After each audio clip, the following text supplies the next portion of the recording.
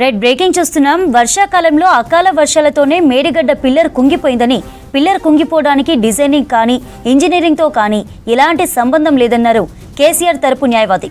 Kaleshwaram commission report నిలిపివేయాలంటూ KCR, మాజీ మంత్రి హరీష్ రావు వేసిన రిట్ పిటిషన్లపై హైకోర్టులో విచారణ జరుగుతోంది. సుప్రీంకోర్టు సీనియర్ కౌన్సిల్ సుందరం కేసీఆర్ తరపు వాదనలు వినిపిస్తున్నారు. దురదృష్టవశాత్తు వివిధ కారణాలతో మేడిగడ్డ బ్యారేజీలో ఒక పిల్లర్ కుంగిందన్నారు. ప్రభుత్వం ఎలాంటి ఆధారాలు లేకుండా బీఆర్ఎస్ను అప్రతిష్ట పాలు చేయాలని రాజకీయ వ్యూహంతోనే కమిషన్ వేసినట్లు తెలిపారు. రైట్, ఈ అంశంపై సమాచారం అందించడానికి హైకోర్టు నుంచి అనిల్ లైవ్లో ఉన్నారు. అనిల్, కాళేశ్వరం కమిషన్ రిపోర్టుకు సంబంధించి విచారణ జరుగుతున్నట్లు తెలుస్తోంది, మరేంటి అప్డేట్స్? చంద్రిక, కాళేశ్వరం రిపోర్టుకు సంబంధించి ఇటు మాజీ సీఎం కేసీఆర్, తర్వాత మాజీ మంత్రి అప్పుడున్నటువంటి ఇరిగేషన్ మంత్రి హరీష్ రావు తరపునటువంటి లాయర్లు పిటిషన్ వేశారు. సో దీనికి సంబంధించినటువంటి పిటిషన్ సంబంధించినటువంటి విచారణ 11 గంటల 30 నిమిషాలకు ప్రారంభమైంది. హైకోర్టులో ముఖ్యంగా ప్రస్తుతం వాదనలు జరుగుతున్నాయి. ఇక ముఖ్యంగా ఇందులో మనకి ఏదైతే ఈ పిటిషన్ వేసినటువంటి పిటిషన్ తరపునటువంటి న్యాయవాదులు వాదిస్తున్నారు. ముఖ్యంగా ఈ కాళేశ్వరం ప్రాజెక్టు తెలంగాణకు వరప్రాధీనంగా ఉండేది. సో చాలా వరకు అటు 3 బ్యారేజీలకు సంబంధించి అటు మేడిగడ్డ, అన్నారం, సుందిళ్ళ బ్యారేజ్ సంబంధించినటువంటి బ్యారేజ్లో ఎట్లాంటి ఇంజనీర్లకు సంబంధించినటువంటి లోపాలు లేవు. ఇది ఖచ్చితంగా ప్రభుత్వం కావాల్సే ఈ నివేదికను తయారు చేసింది. ఇక మరోవైపు మాకు కమిషన్ యాక్ట్ 83B, 83Cకి సంబంధించినటువంటి నోటీసులు కూడా ఇవ్వాలని చెప్తున్నారు. ఇక మరోవైపు గతంలో కొన్ని కేసులను కూడా ఇక్కడ ఉదాహరణకు ఎగ్జాంపుల్గా తీసుకున్నారు. అటు ఎల్కే అద్వానీ కానీ కిరణ్ బేడీకి సంబంధించినటువంటి కేసులలో కూడా ఈ కేసుకు సంబంధించినటువంటి విషయంలో తీసుకున్నారు. కానీ అటు అడ్వకేట్ జనరల్ కూడా చెప్తున్నారు. సో ఆ కేసుకి ఈ కేసుకి చాలా డిఫరెంట్ ఉందంటూ చెప్తున్నారు. ఇక మరోవైపు కాళేశ్వరం కమిషన్కి సంబంధించి కూడా పబ్లిక్ డొమైన్లో ఎన్ని పేజీల లేఖలు పెట్టారంటూ కూడా చెప్తున్నారు. అటు మరోవైపు ఇందులో పూర్తిగా కూడా దాదాపు 600 పేజీలకు సంబంధించినటువంటి నివేదికను తయారు చేశారు. ఈ నివేదికను కూడా ఇప్పటికే ప్రభుత్వం వద్ద ఉంది, ప్రభుత్వానికి చేరింది.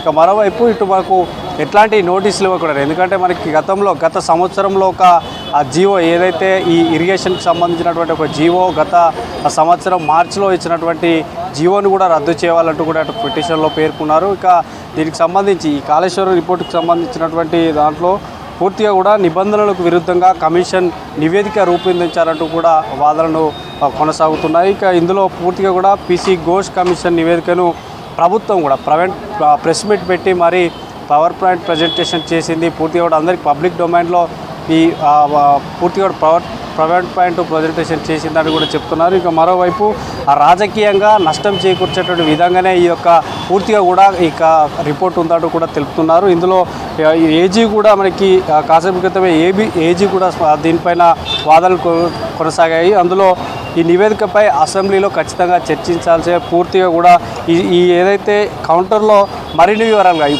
ఇప్పటికే చేర్చినటువంటి వివరాలతో పాటు మరిన్ని వివరాలు కూడా చేర్చాలన్నారు. ఇందులో ముఖ్యంగా చీఫ్ జస్టిస్ కూడా ఈ సరైన పద్ధతిలో ఈ నివేదిక మాకు అందలేదంటూ కూడా ఆగ్రహం వ్యక్తం చేశాడు.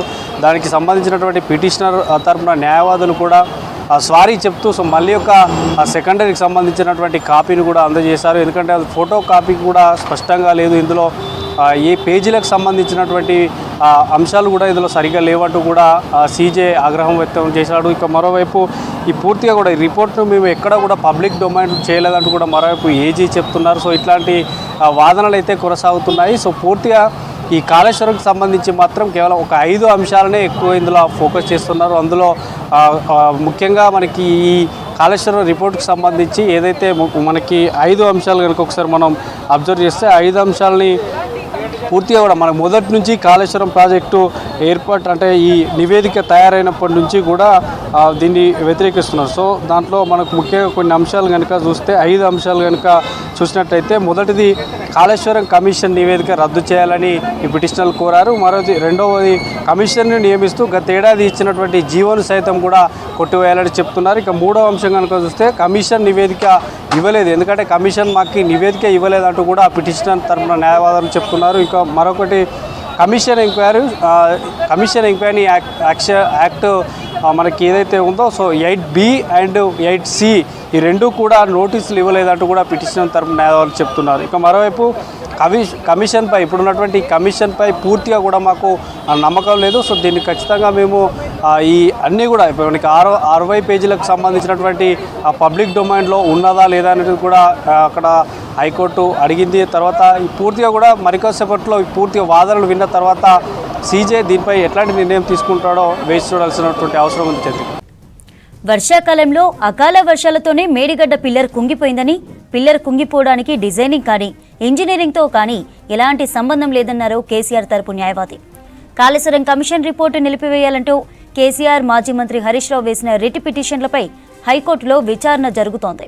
సుప్రీంకోర్టు సీనియర్ కౌన్సిల్ సుందరం కేసీఆర్ తరపు వాదనలు వినిపిస్తున్నారు. దురదృష్టవశాత్తు వివిధ కారణాలతో మేడిగడ్డ బ్యారేజీలో ఒక పిల్లర్ కుంగిందన్నారు. ప్రభుత్వం ఎలాంటి ఆధారాలు లేకుండా బీఆర్ఎస్ను అప్రతిష్ట పాలు చేయాలని రాజకీయ వ్యూహంతోనే కమిషన్ వేసిందని తెలిపారు.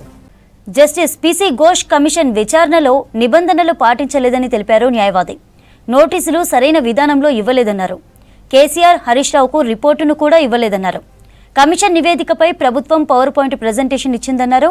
నివేదిక కాపీలను తమకు అందజేయకుండా మీడియాకు అందించడంలో దురుద్దేశం ఉందన్నారు. రాజకీయంగా నష్టం కలిగించేలా నివేదిక రూపొందించారని ఆరోపించారు.